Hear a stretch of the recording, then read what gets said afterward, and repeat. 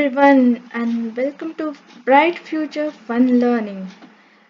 Today, we'll be learning about mathematics, and my topic is Maharashtra State Board New Syllabus 2020 Class 12th Science Subject Mathematics. अब mathematics बोला तो सबको tension आने लगता है कि कैसे होगा, ऊपर से 12th है, science faculty. So don't worry at all. हम हंसते खेलते सीखेंगे और फन वे में सीखेंगे मैथमेटिक्स, ताकि आप अच्छे स्कोर कर सको अपने बोर्ड्स में. So let's get started. तो आज का टॉपिक देखने से पहले आप हमारे वीडियो को सब्सक्राइब करें, वीडियो को ज़्यादा से ज़्यादा शेयर करें और बेल आइकॉन दबाना मत भूलिए. सो शुरू करते हैं अब हमारे वीडियो की तरफ. पहले देखते हैं सिलेबस.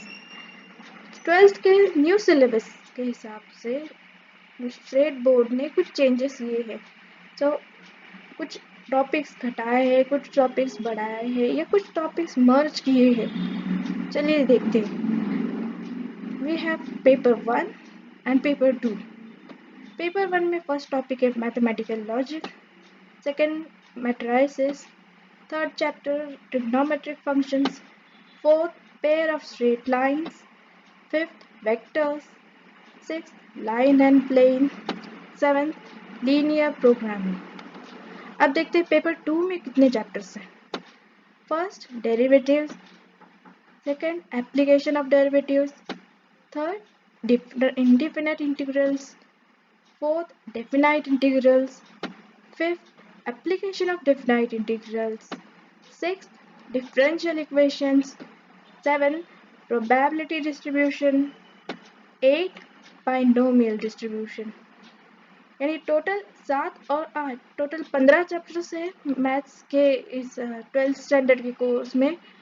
और यहाँ पे डेरिवेटिव्स के पहले कंटिन्यूटी था. कंटिन्यूटी उन्होंने अब पिछले साल से उन्होंने 11th में शिफ्ट किया हुआ है, तो कंटिन्यूटी पढ़ने की ज़रूरत नहीं. अगर कंटिन्यूटी नहीं भी समझ में आता है या कंटिन्यूटी पढ़ने में थोड़ा प्रॉब्लम होता है तो कोई बात नहीं, वो 12th में आपको ज़्यादा तकलीफ नहीं देगा. और जो हमारा सिलेबस था वो सिलेबस काफ़ी हद तक उन्होंने रिड्यूस करने की कोशिश की है. तो चलिए आज बात करते हैं मैथमेटिकल लॉजिक की. What is logic? Mathematical logic पता नहीं. अब logic is derived from Greek word logos. It is also known as mathematical reasoning. Mathematical की रीजनिंग के लिए, या ये ऐसे क्यों होता है, ये वैसे क्यों होता है, ये इसका मतलब अच्छा ऐसा है, इन सब के लिए मैथमेटिकल लॉजिक यूज किया गया है. Why do we need to study logic? अब हमको लॉजिक पढ़ने की क्या जरूरत है? The study of logic helps in increase one's ability to systematic and logical reasoning. जैसे आप एप्टीट्यूड के एग्जाम देते हैं या बैंकिंग के एग्जाम देते हैं, उसके लिए लॉजिक जरूरी होता है, रीजनिंग जरूरी होता है. ये सब कहाँ से आता है? तो जब आप लॉजिक पढ़ते हैं तब वहाँ से आता है. और it also develops the skill of understanding various statements, theorem, converse of theorems. Statement समझ में आता है कि ये ऐसा है तो ये वैसा है. थ्योरम समझ में आता है, अच्छा ये स्टेटमेंट ऐसा है तो उसका प्रूफ ऐसा है. कन्वर्स समझ में आता है कि हाँ ये प्रूफ ऐसा है इसीलिए उसका स्टेटमेंट ऐसा है. अब आगे देखते हैं. Logic is the basis of circuit diagram, computer programming and artificial intelligence. मतलब कंप्यूटर प्रोग्रामिंग में या सर्किट डायग्राम जब आप ड्रॉ करते हैं, आर्टिफिशियल इंटेलिजेंस जो आर्टिफिशियल वर्चुअल वर्ल्ड होता है, वर्चुअल गेमिंग होता है, ग्राफिक्स होता है, वहाँ पे ग्राफिक्स में या सर्किट डायग्राम्स में लॉजिक का इस्तेमाल किया जाता है. अब देखते हैं टाइप्स ऑफ सेंटेंसेस. इस चैप्टर में हम सेंटेंसेस के बारे में बात करेंगे शुरुआत में. तो हमारे इंग्लिश में सेंटेंसेस कैसे होते हैं तो उसके टाइप्स देखते हैं. फर्स्ट सेंटेंस है statement. Ram has a pen. ये a meaningful with a full stop. मतलब राम हैज़ अ पेन, उन्होंने बोला है कि राम के पास पेन है, और वो ये सेंटेंस क्या कर रहा है, मीनिंग दे रहा है फुल स्टॉप के साथ, इसलिए इसको बोलते हैं स्टेटमेंट। नेक्स्ट सेंटेंस है इंटरोगेटिव सेंटेंस। ये क्या होता है, where are you going, asking question. वो सेंटेंस आपको सवाल पूछता है, इसलिए उसका नाम है interrogative sentence. Next imperative sentence, bring that glass, giving orders with full stop, without full stop. So ऐसा सेंटेंस जिसको, जो सेंटेंस आपको ऑर्डर देता है कि ये लाओ वो लाओ या ये करो वो करो, ऐसे सेंटेंस को इम्पेरेटिव सेंटेंस बोलते हैं, जो कमांड करता है आपको। Fourth one, exclamatory sentence, woohoo, no school due to lockdown. यहाँ पे क्या है, एक्सक्लेमेशन मार्क है, इसका मतलब ये है एक्सक्लेमेटरी सेंटेंस। ये आपके एक्सप्रेशन को डिफाइन करता है या डिफाइन करता है। अब हमें इसमें से क्या चाहिए, सिर्फ स्टेटमेंट चाहिए। ये बाकी की चीज़ें हमको लॉजिक में नहीं लगने वाली, सिर्फ और सिर्फ स्टेटमेंट के बारे में ही बात करेंगे। चलो देखते हैं स्टेटमेंट के बारे में। तो डिक्लेरेटिव और associative sentence makes a statement. Declarative मतलब राम हैज़ अ पेन, ये हमने डिक्लेयर किया है कि हाँ उसके पास पेन है। या असर्टिव कि Ram has a pen, positive बात है ना कि हाँ बेचारे के पास पेन है, अच्छी बात है। तो दिस इज कॉल्ड डिक्लेरेटिव और असर्टिव सेंटेंस, इसको स्टेटमेंट बोलते हैं। अब they have truth values either true और फॉल्स। अब Ram has a pen, Ram के पास पेन है, लेकिन ये सच हो सकता है, झूठ भी हो सकता है। अब राम की पॉकेट किसने चेक की है, अब ये तो स्टेटमेंट हो गया।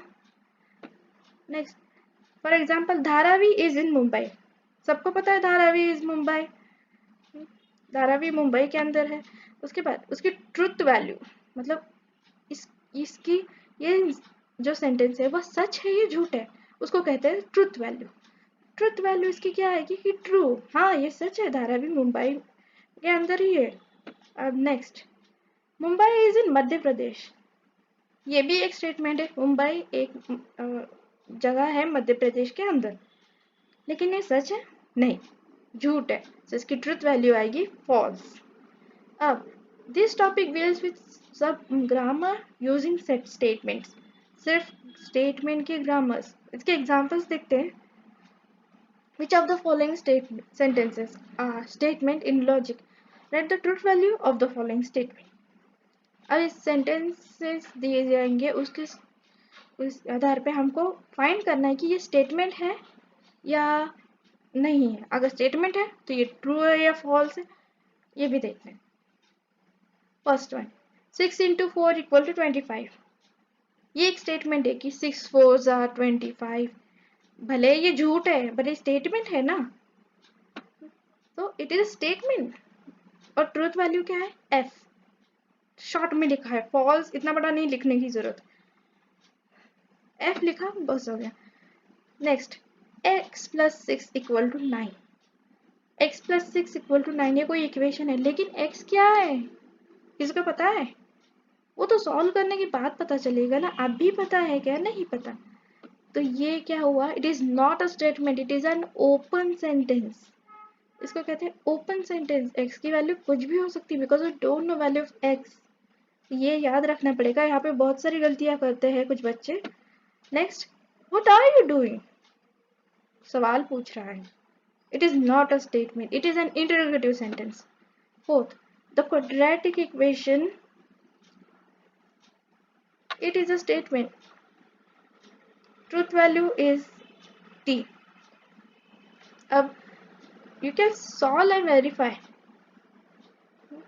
यहाँ पे एक पार्ट था वो डिलीट हो गया है गलती से, लेकिन मैं बता देती हूँ। The quadratic equation has two roots, correct ना।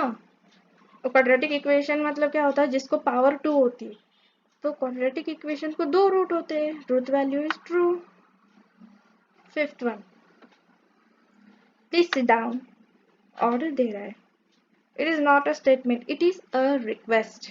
वो प्यार से बोल रहे हैं लेकिन स्टेटमेंट थोड़ी है वो। Sixth, he is honest, it is not a statement, it is an open sentence. वो ऑनेस्ट है, बट वो कौन, कोई भी हो सकता है।